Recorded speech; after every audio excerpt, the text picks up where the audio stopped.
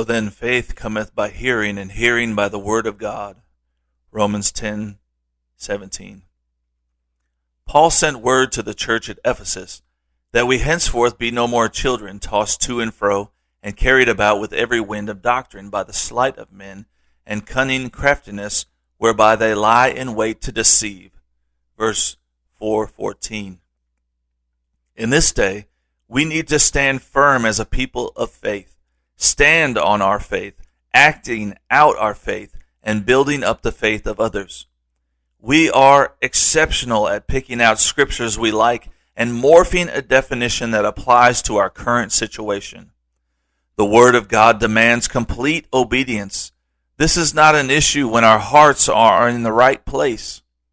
If we were to examine the situation and ourselves before we aggressively pursue a recourse, the outcome would lean more proportionally towards righteousness.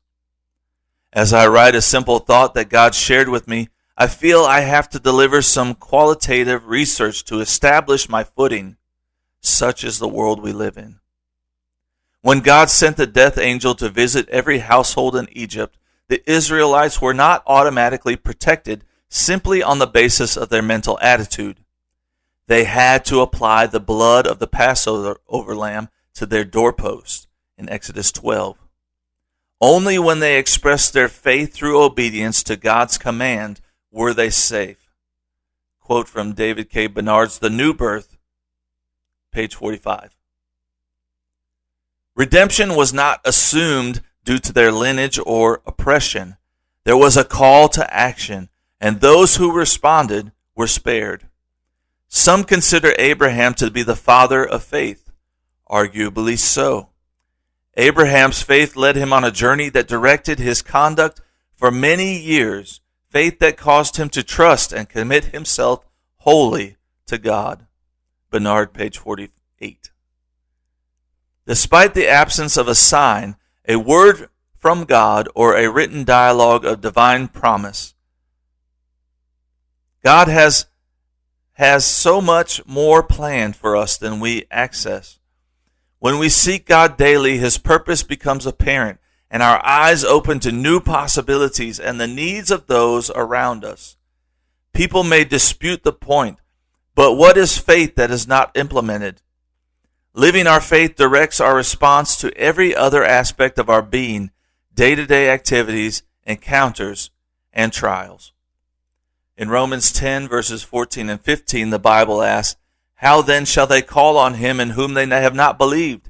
And how shall they believe on him on whom they have not heard? And how shall they hear without a preacher? And how shall they preach except they be sent?" We need a preacher and submission to spiritual authority. I do not promote abuse of authority, but God has instituted a hierarchy system not to oppress, but to lead to greater revelation, understanding, and growth. Please see Hebrews 13 and 17 and Ephesians 4, verses 11 and 12. With all this said, I want to take a closer look at Romans 10:17. I am not diminishing the importance of assembling and listening to the preached word. This is very important to personal growth and evangelism. However, I am guilty of listening and not hearing. The simple thought expressed in my mind during spiritual reflection is based on my physical hearing.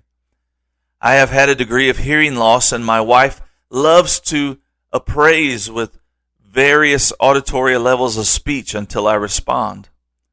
Although I have failed to grasp every word spoken by others consciously, I have always caught every word that I have spoken out loud. It is amazing that when we plug our ears or float in water and we speak, our words resonate clearly in our hearing. When we speak faith and believe, it echoes in our spiritual self in a way that no other person can do for us. Ephesians 4 tells us, "Speak the truth in love." Verse 15. "Put off concerning the former conversation." Verse 22. "Put on the new man. Speak every man truth with his neighbor." Verses 24 and 25. "Let no corrupt communication proceed out of your mouth, but that which is good to the use of edifying, that it may minister grace unto the hearers. Verse 29. And let all bitterness and wrath and anger and clamor and evil speaking be put away from you with all malice, and be ye kind to one another, tender-hearted, forgiving one another, even as God, for Christ's sake, has forgiven you. Verses 31, 32. Practice speaking faith and utilizing a blessing tongue. I love the often quoted scriptures of Romans 12, verses 1 and 2, but the remaining chapter is just as powerful. Not to think of himself more highly than he ought to think. Verse 3. God had dealt every man the measure of faith. Verse 4. Let love be without dissimulation. Abhor that which is evil. Cleave to that which is good. Be kindly affectioned one to another with brotherly love. In honoring, prefer one another. Not slothful in business, fervent in spirit, serving the Lord, rejoicing in hope, patient in tribulation, continuing instant in prayer. Verses 9 through 12. Rejoice with them that do rejoice, and weep with them that weep. Verse 15. Be not overcome of evil, but overcome evil with good. Verse 21. I know that I have referred to Romans 12 as a great resource on Christian living in the past, but the measure of faith is fitting for this discussion. In Mark 11, Jesus cursed a fig tree within hearing distance of his followers, and when they passed by this tree again, they found it withered. To the disciples' amazement, Jesus answered, have faith in God. Verse 22.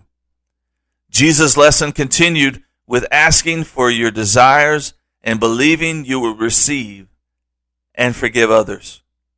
Faith spoken achieves results that are in accordance with God's purpose and not selfish in nature. Today is the perfect time to add speaking faith to your daily regimen. The more we talk about faith, the more we will see faith's results. Faith makes room in us for change.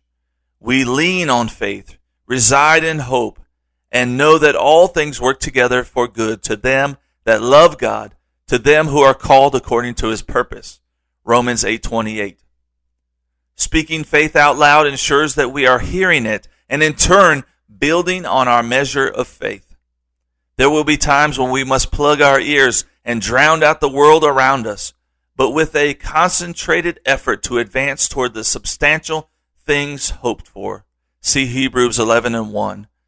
We rejoice with joy unspeakable and full of glory, receiving the end of our faith, even the salvation of our souls.